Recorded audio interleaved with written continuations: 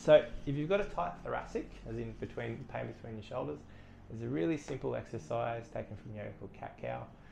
And all you do, start on all fours, and then you look up and you allow your spine to bend. So that's, I assume that's your cow.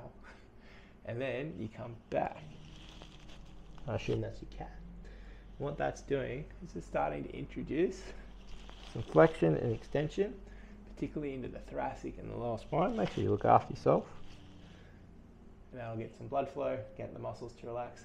Once you're feeling better with that, the next level of that is you want to see if you can also go to the side and then to the side.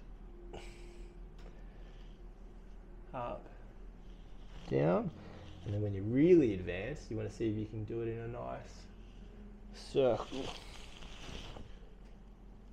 motion. So that's working all the intricate muscles, helping get some movement and some blood flow through all the joints, and then going back around the other way.